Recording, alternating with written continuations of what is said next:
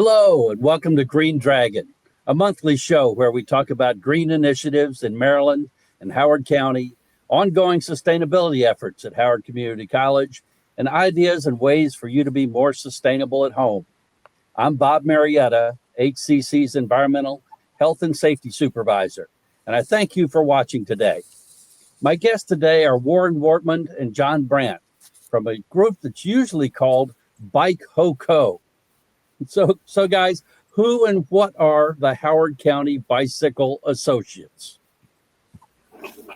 Well, Bob, thanks for inviting us to this. It's our pleasure to talk about Bike Ho-Co. Bike Ho-Co is a 501c3. It's a nonprofit, a volunteer organization formed in 2008. We're dedicated to improving all facets of bicycling in Howard County, including infrastructure, education, public awareness, and we act as liaison to the county and state agencies that affect cycling, both locally and in the state of Maryland. Our goals include supporting. Sorry. Go on. Our goals include supporting an environmentally sound transportation system that helps to achieve a sustainable future for Howard County and for Maryland. And anyone can learn more about Bike Ho-Co at bikehoco.org, or they can search for Bike Ho-Co on Facebook. Okay. So tell us a little bit more about your connection with. Okay. Yeah, Chris, you're going to have to clean this up.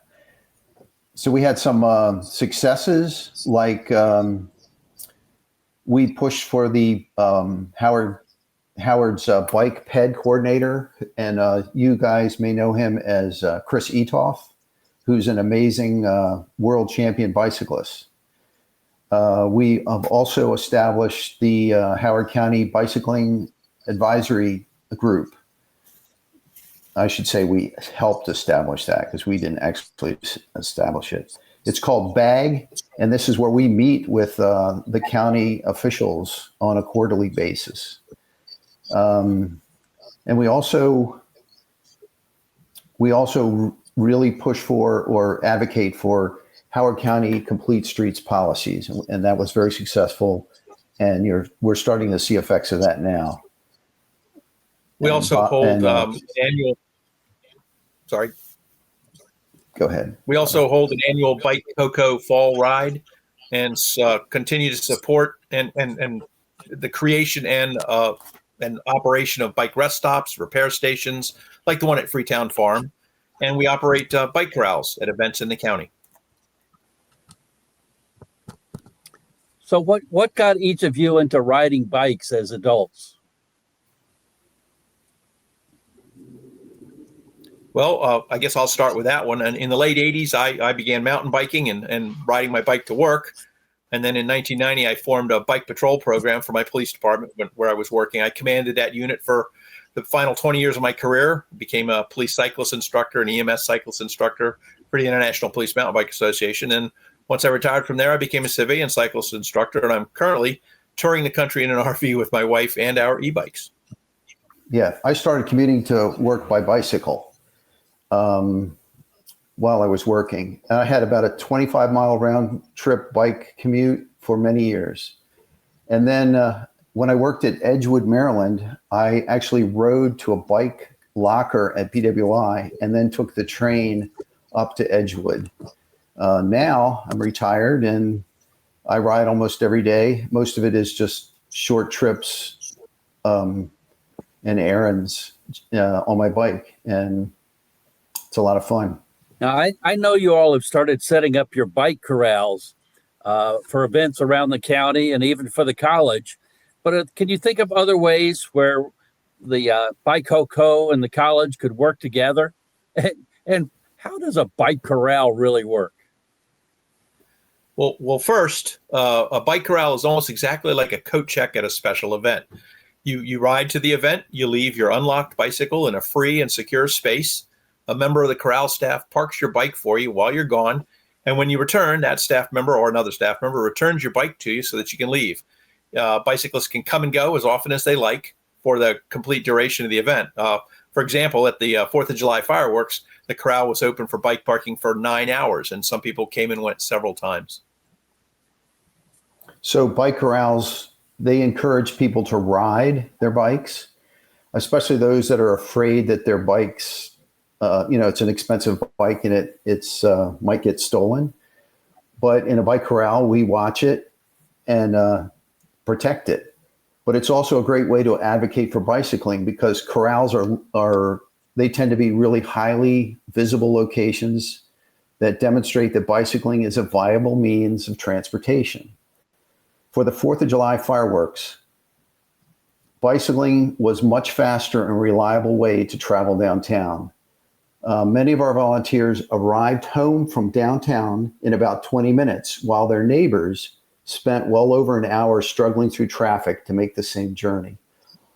Also, for that event, we converted 6 automobile parking spots into a bike corral, holding 75 bikes with a lot of room to spare.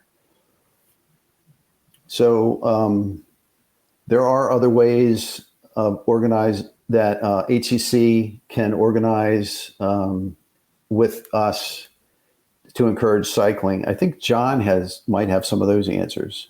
Well, HCC or even other organizations can help create and provide bicycle maps that allow people to find local destinations. But for instance, in the case of HCC, would show the paths for their commuters to reach HCC by bicycle from the surrounding communities. I mean, they could be paper or more likely today online maps. But things like that allow cyclists to get where they need to go, and it takes the pressure off of trying to find your way. We can also work with local businesses to provide discounts to bicyclists. That's a program that BikeCoco is currently developing and hopes to have up and running soon, where people will be able to use local businesses and get discounts if they're members of the organization. Yeah, I know we're planning already to have y'all set up the corral at the Green Fest on April 15th.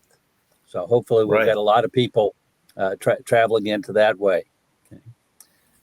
So do you think commuting by bike has been getting safer? What else needs to be done to travel safely on our streets? Although the roads in the U.S. are having more car crashes, particularly due to the COVID issue, but bicycling has actually become safer per mile that is ridden. Because more people are bicycling, there are more crashes, but as more people ride bikes, they become more visible to motorists. And then that way, motorists expect to see bikes on the road. And this overall improves safety. Riding in separate bike lanes and on pathways is always the safest way to ride. The Columbia Path System has, I believe, over 100 miles of pathway. So unfortunately, Howard County only has a few miles of separated bike lanes, despite the fact that bike infrastructure is incredibly cheap to build and maintain when compared to county roads and interstates. But we still need more protected bike infrastructure. So what can people do to help encourage that those structures to be increased? Good question. You can contact your county reps, your state reps, and write to them or call them and say you support bike infrastructure. You could also testify at county budget hearings.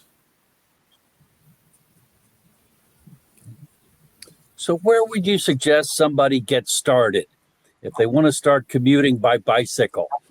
How would they begin? And what would be the first steps? What do you suggest? That's a good question. Both John and I commuted by bike for years. I would start out with just buying an inexpensive used bike, and then, or you could tune up your old one, and then it's important to get a good lock, say a U-lock, not a cable lock, and buy a raincoat, rain pants, gloves. And I like panniers, or you could get a bike bag to carry your stuff, your books and your supplies. A spare tire tube, a patch kit, and a pump are good in case you get a flat.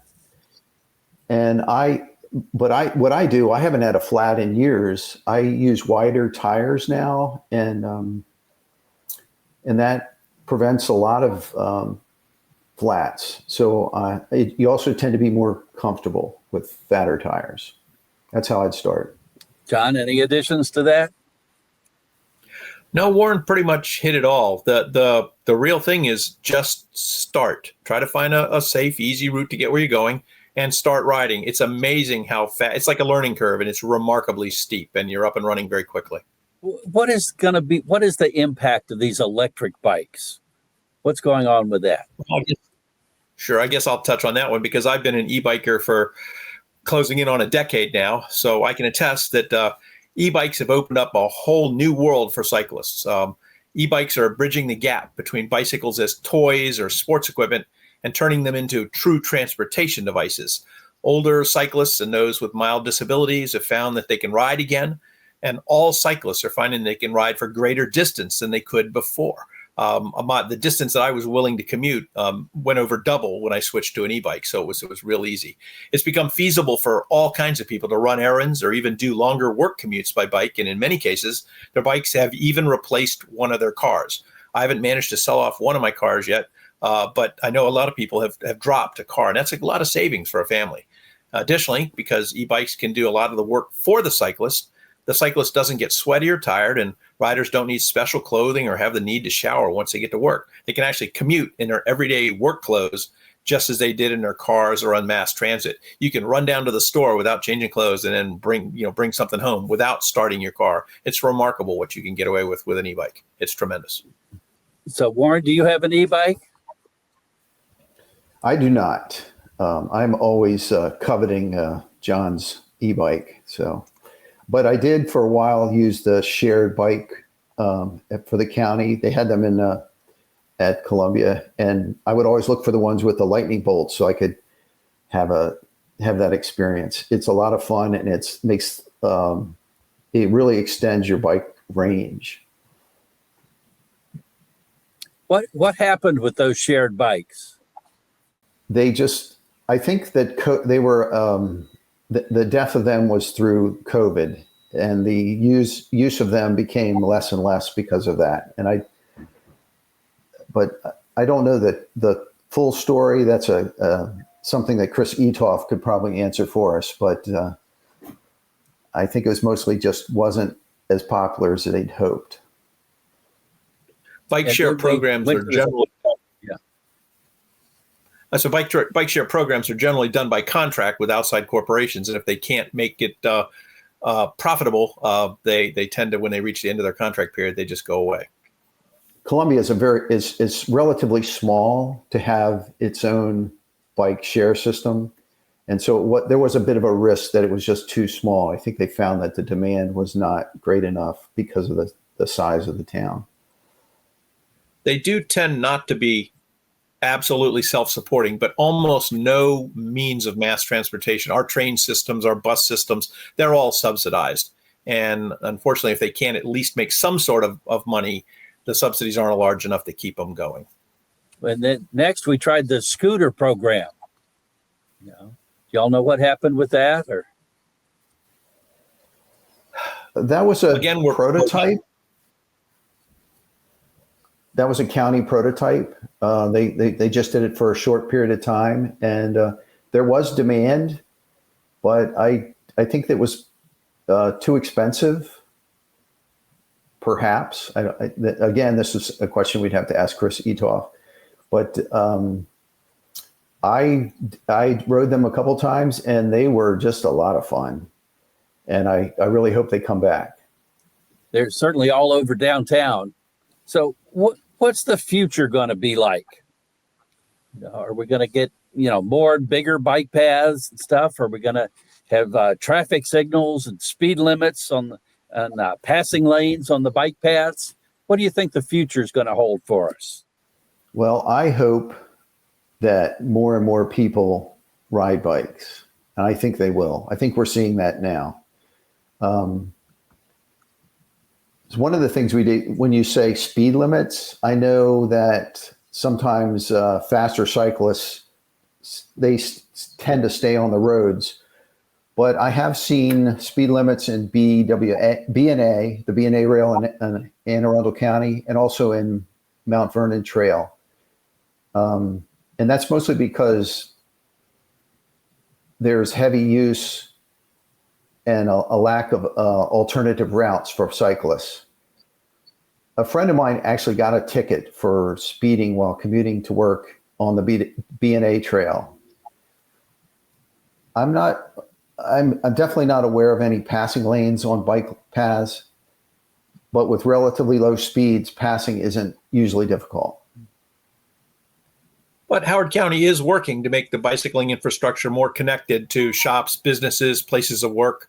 For instance, the new protected bike lanes on Oakland Mills Road connects with an existing lane reaching from the hospital, past Howard Community College, past the mall, across the 29 pedestrian bridge, past Blandair Park to Dobbin Road.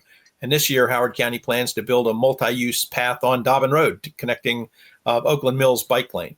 So, this connects neighborhoods to many shops like Wegmans, Ace Hardware, Target, Walmart, and many restaurants. So cyclists can begin to use their bicycles instead of motor vehicles. So I know there's a lot of improvements out there. We're hoping for more separated bike lanes and things of that nature, but it's growing. It is growing. Our county government is paying more attention and spending more money on bicycling infrastructure. There's a very exciting project that's planned for this year, 2023. The federal government has provided $4 million for the South Entrance Trail. And this trail will travel from Lake Kittamaqundi, near Toby's, under US 29, under Snowden to Stevens Forest Road. This gives Columbia another way to go downtown or to go in and out of downtown for pedestrians and bicyclists. That sounds exciting. Okay. So if I'm walking down the path and a bicyclist comes behind me and I hear him ringing a bell, what am I supposed to do? As a pedestrian, you should, look to see where the bike is, but ideally the proper protocol or etiquette is for the walking person to move slightly to the right, and the bicyclist should say something to the effect of passing on your left, and then would go around you on the left. So it's very much like a highway. You move to the right if you're slower, you pass on the left. If everybody can do that, it works out very well. I'll try to remember that, because when I hear about the on your right, on your left, and I'm looking at my hands to see which way is which. But so I'll remember that it's like being the slower traffic to the right. Okay, I think that exactly. I can learn that. Okay. So a different note, is bike theft really a big issue in Howard County? Well, Howard County is actually a pretty safe county in comparison to some of our neighboring counties, but bikes still do get stolen, even in Howard County. Howard County Police have an online bicycle registration program, and there are also several national organizations that do the same thing. We encourage everyone to register their bikes and use good, solid locks, not just cable locks. Cable locks are a great second lock, but they're not a good primary lock. They're just too easy to defeat with small hand tools. That's good to know. I'm going to have to go out and get a new lock. Okay. So people should register their bikes with the county police. You think that really helps? Absolutely. It's nice to know if there is a problem, if there is a theft or a dispute over whose property it is. It's nice to have a record on file with the police where the numbers are already there and you don't have to go look anything up. It can help you to get your bike back too. If it's recovered by the police, they have no way of knowing who the owner is unless it's registered. Good point. Okay. So Warren, you mentioned you have fat tires, okay, on your bike, and that really helps with getting flats. Do these things like tubeless tires or these slime materials that you can put inside, do those things help? Well, actually, I'll answer that one if you don't mind, Warren. Neither Sure. Warren or I are tubeless tire people. That's a different type of tire, but they can still get flats. Warren and I are still tube tire people, if you want to call it that. So a fatter tire allows for more cush. So there's a little bit more shock absorption, which is why we say fatter tires can be a little bit more comfortable. Also, there's been advances in tires and tubes, so they do tend to get less flats than they used to. But if you want to be super safe, what you called slime is one of several liquid products that are put inside your tubes to prevent them from going flat if they get punctured. I personally use one called Flat Out. When you do get a puncture, what happens is the liquid spurts out through the hole, and the loss of pressure causes it to solidify, hopefully sealing the leak and allowing you to continue without going completely flat. So you don't actually have to pump back up or anything. You can buy tubes that are already filled with some of these products, but the easiest way for me is you just simply remove the valve stem and insert the liquid, replace the valve stem, and reinflate the tube. It's not really very hard at all, and these products do help commuters reduce their anxiety. It's the big thing, that they'll be stranded by a flat on the way to work or something. But personally, I've ridden the past several thousand miles without getting a flat. Tires are just a lot more puncture resistant than they used to be. Good to know. Now, you mentioned removing the stem. Are there standard tools that you ought to have when you're riding a bike? What should you be prepared for? Sure. The removing the stem, it's a little tiny tool, almost a little plastic tool. It usually comes with the product. So it just fits into the end of the stem where you put the air in, and just unscrew the little part that's inside. And what that does is it leaves like a straw down into the tube. That's where the liquid goes. And then you put the valve back in. That's a specialty tool. But most people should be looking to have a minor set of tools with them. Most importantly, patch flat kit or a spare tube. And what they call them spoons. They're little things that allow you to take the tire off the wheel and put it back on with the tube inside. But more importantly, a small pump. And they make pumps that are less than a foot long, fit in a backpack, weigh a couple of ounces. They're really pretty light.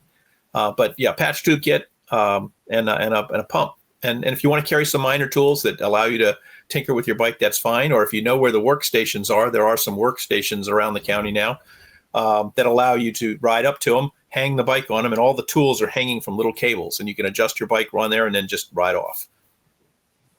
I know we had an Eagle Scout put one of those at the college. Is his Eagle Scout project. Absolutely.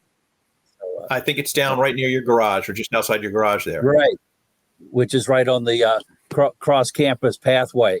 So it's we just got it put in, and it's already getting a lot of heavy use. People cutting across through there. You know. That's great. So how big of a bike should I get? People ask me that. How do they know what size bicycle they should choose? Okay. The safest way and simplest way is to go to your local bike shop and ask one of the bike salespeople or bike mechanics to size you to a bike. And they can also help you with adjusting the bike you have. What you want to do is you want to be able to stand safely over the bike. So when you're at a full stop, you need to be able to put both feet on the ground. But when you're in your seat, you won't have both feet on the ground to get an ideal cycling pedaling motion. But a local bike shop can help you to adjust the bike to fit you. And there are a lot of adjustments you can do to seats and handlebars and such to make your bike more comfortable. Now, we've got one person in my neighborhood that rides this recumbent bike where they're almost sitting on the ground, and looks like they're driving a soapbox derby around, but they're pedaling it. Okay. But what's that all about? They are starting to make a lot more bicycles to fit various types of people. And there are people who cannot be comfortable upright on a bike. Recumbents do help with that. One of the problems with recumbents is that they are quite low. You'll notice most of them have a little flag off of them so that they become more visible to cars. But it's just a different riding position that allows for people with perhaps a disability. They can get arm cranking instead of legs and so on and so forth. But people like that, it just allows people to ride bikes a different way. If folks want to get in touch with you with Bike Hoco, is there a website or something they should look for? Yes. You can find us on the internet at bikehoco.org, or we're on Facebook. Just search for Bike Hoco. That's BIKEHOCO. And John actually is the administrator of our Facebook page. Okay. Does it cost anything to join? We ask for a minimum donation, $10-20. And John, do you know more about that? I'm not on the recruitment side as much.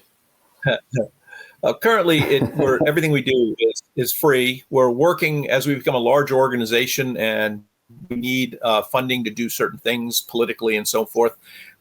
We may turn into an organization with a membership, but right now you can just sign right on up. Come on over and be a friend on Facebook, or just visit our website and pay attention to what's going on around you and advocate for better infrastructure and everything that we need to use our bikes instead of our cars. What paths around Columbia or Howard County are we going to see the two of you on? You will see me on the protected bike lane on Oakland Mills Road. I love that. That's the first Howard County protected bike lane. And I never would ride that street because the cars went way too fast. But now, because they did a road diet on that, they took it from 4 lanes to 2 lanes with a middle turn lane for automobiles. And then we have a 2-way bike lane on I believe it's the east side of Oakland Mills Road. You'll also see me on the Columbia Paths a lot, and I'm running back and forth from most of the local shops in the area, like down Thunderhill Road, which is a very safe road. It has bike lanes on the south side, but on the side I live on, we're just going to have bike shares. They'll be added sometime in 2023, perhaps this summer. And you won't see John because he's in the Southwest right now in his RV. So people see me other places. My wife and I travel around, but we do have our bikes with us, and once we set up our campsite around our trailer, that's our primary mode of transportation for everything, getting around, going shopping, whatever we can do. What are the different kinds of sharing on the roadway? You've mentioned a couple of them, but what does that mean? Well, the first primary way. No, I think he means using lanes and such. The first and most primary method is a road that's not marked in any way, shape, or form, but where the speeds are reasonable enough so that bicyclists can share the road. And you'll see signs like this, share the road with vehicles. That means basically the cyclist is supposed to stay aware and stay away from the curb so that they can be seen by cars, because when you get along the edge, you become kind of invisible in the edge clutter. We call that sharing the lane. And if the lane is wide enough to be driven by the car and the bike at the same time, the car can just drive past the bicyclist. But if the road is narrower and unable to be shared, the car driver is expected to, at a safe time, pass the cyclist moving out of the lane a little bit to give them enough room so that there's at least 3 feet or more between them and the bicyclist. And that includes even areas marked as no passing zones, because cyclists are slower vehicles. It is legal for a car to cross that center line, the double yellow line or whatever, to pass a cyclist, as long as they do so in a safe manner. If they're operating unsafely, they're still at fault in any crash that ensues, but they are allowed to go around bicyclists and cross that center line. It's not a pane of glass. They don't have to worry about breaking it. Then next step up would be areas that are marked with sharrows. There's markings in the road to show where bicyclists would belong, and the bike should be riding right along those sharrows, and they're expected to be visible to the cars, and the cars should share, but it's a little bit more marked. Then you start getting bike paths or lanes that are alongside the lanes and may or may not be separated. So it might just be paint that separates the bike path from the road. Then you start to get a little bit more separated, where you get a little bit of a barrier. Sometimes it's those reflective stalks that stick up, or a curb, or some other form of barrier. And then they actually can move that lane off the roadway and separate it out completely, which is obviously the greatest level of safety that we can have, is to be separated from motor vehicles, because bicycles are just the vulnerable road users. That's fascinating. Well, we have reached the end of our show. Thank you both. Thanks for having us, Bob. Yes, you're welcome. Thank you very much for having us. I will be back next month with another guest and sustainable topic. In the meantime, if you have ideas or comments, you can connect with me at rmarietta@howardcc.edu. You can listen to this and all of our other episodes at dragondigitalradio.podbeam.com. And you can also catch us on Howard CC TV and Howard Community College's YouTube page. Don't forget to share, like, comment, and let others know to join us and help us take care of our world. Because every small step each of us takes can have a great impact when we all act together. Thank you.